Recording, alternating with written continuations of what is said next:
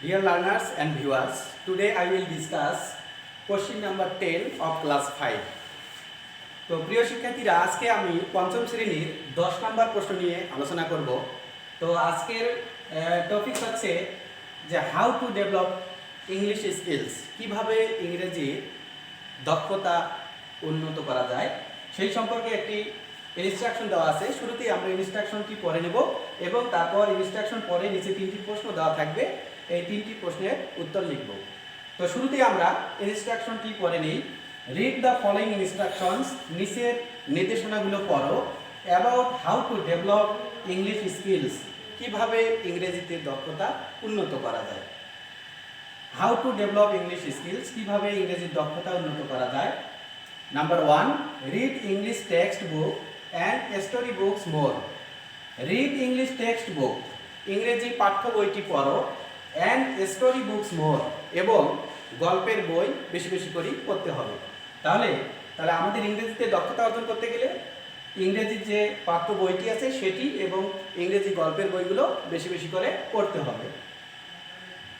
Number 2, learn at least one word daily. কমপক্ষে প্রতিদিন একটি করে শব্দ শেখো। Number 3, be attentive in English class. ইংরেজি ক্লাসে মনোযোগী হও। Number 4, watch English cartoons. ইংরেজি ব্যঙ্গচিত্র দেখো, অর্থাৎ টিভিতে যে ইংরেজি কার্টুনগুলো হয় সেই কার্টুনগুলো দেখো। Practice speaking English with friends and others. Practice speaking English with friends and others. বন্ধু বান্ধবী এবং অন্যান্যদের সাথে ইংরেজি কথা বলা চর্চা করো। এখন আমরা নিচের 3টি প্রশ্ন পড়ব এবং এই 3টি প্রশ্নের উত্তর এই নির্দেশনাগুলোর আলোকে লিখতে হবে। What should you read to develop your English language skills. What should you read, তোমার কি পড়া উচিত। To develop your English language skills, তোমার ইংরেজি ভাষা দক্ষতা উন্নত করার জন্য। অর্থাৎ ইংরেজি ভাষায় দক্ষতা উন্নত করার জন্য তোমার কি পড়া উচিত। তো আমরা ইনস্ট্রাকশনে পড়েছি যে read English textbook and story books more. তাহলে বোঝা যাচ্ছে যে ইংরেজি টেক্সট বই এবং ইংরেজি গল্পের বইগুলো পড়া উচিত। আমরা উত্তরটা এখন লিখব যে ইউ আছে এখানে, তাহলে লিখবো আমরা উই। এখানে আমরা আই লিখতে পারি, যদি আমরা মনে করি যে না আমি একাই, তাহলে এখানে আই লিখবো, অথবা উইও লিখতে পারি। তাহলে we should,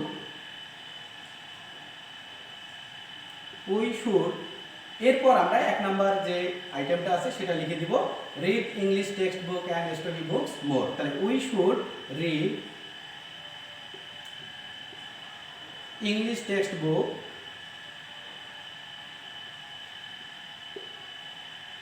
English textbook and story books more. And story books more. আমরা আরেকবার প্রশ্নটি রিপিট করি।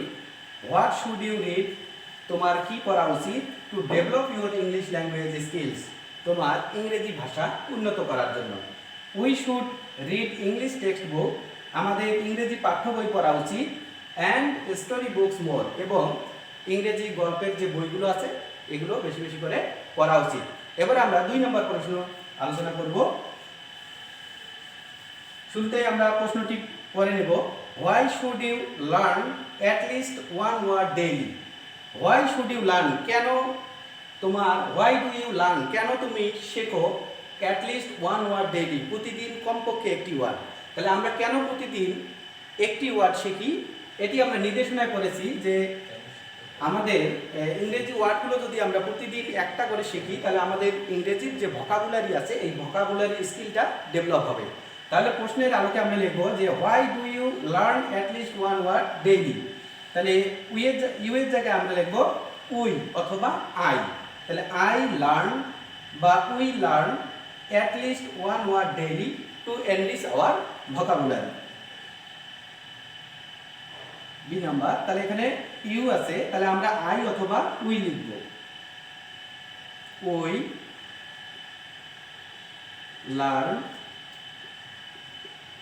at least one word daily. We learn at least one word daily. আমরা কমপক্ষে প্রতিদিন একটি করে ওয়ার্ড শিখি to enrich our vocabulary. Enrich our vocabulary.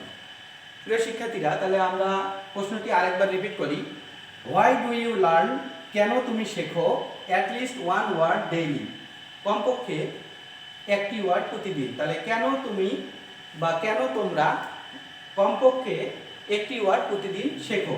তাহলে we learn at least one word daily, আমরা প্রতিদিন কমপক্ষে একটি ওয়ার্ড শিখি টু এনরিচ আওয়ার ভোকাবুলারি, আমাদের ভোকাবুলারিগুলো সমৃদ্ধ করার জন্য, বৃদ্ধি করার জন্য, অর্থাৎ ভোকাবুলারিতে আমাদের জ্ঞান বৃদ্ধি করার জন্য। এবারে আমরা 3 নম্বর প্রশ্ন আলোচনা করব। 3 নম্বর প্রশ্ন হচ্ছে যে how can you develop your English skills, কিভাবে তুমি তোমার ইংরেজির দক্ষতা উন্নত করতে পারবে।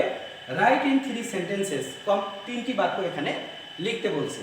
তো আমরা ইনস্ট্রাকশনে 5টি বাক্য পড়েছি, এখান থেকে আমরা যে কোনো 3টি বাক্য দিয়ে দিব। তো সেন্টেন্স আমরা লিখবো যে হাউ ক্যান ইউ ডেভেলপ, কিভাবে তুমি উন্নত করতে পারো ইউর ইংলিশ স্কিলস, তোমার ইংরেজির দক্ষতা। Right in 3 sentences. তাহলে ইউ আছে যেখানে, যেহেতু আমরা লিখবো we, we develop our English skill, we can develop our English skills। তাহলে আমরা আমাদের ইংরেজিতে দক্ষতা অর্জন করতে পারবো বাই, আরেকটা জিনিস আমরা জানি যে বাই থাকলে এরপরে যে ভার্ব থাকবে সেই ভার্বের সাথে আইএনজি যুক্ত করতে হবে বাই। তাহলে এখানে রিড আছে, এখন আমরা বলবো reading, reading English textbook and story books more, by reading English textbook and story books more. তাহলে আমাদের একটি বাক্য হয়ে গেল, we can develop our English skills by reading English textbook and story books more. এরপর আরেকটা line লিখবো আমরা,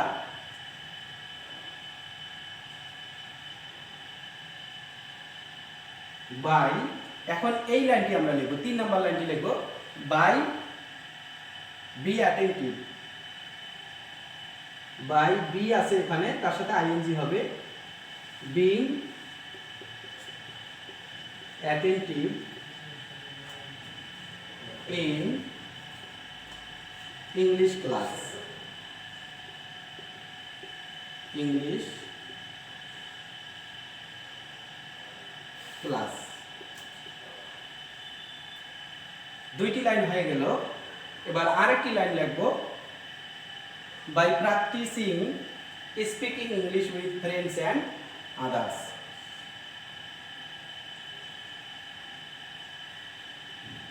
by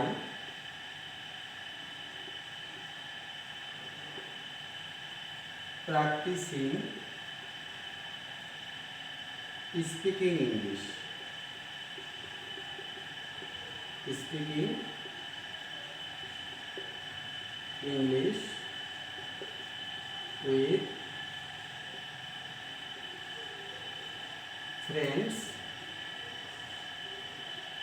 and others।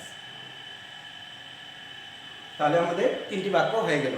তো প্রিয় শিক্ষার্থীরা, এই প্রশ্নগুলো আমরা আরেকবার আলোচনা করব। 3 নম্বর প্রশ্নটি যে how can you develop your English skills, কিভাবে তুমি তোমার ইংরেজির দক্ষতা উন্নত করবে।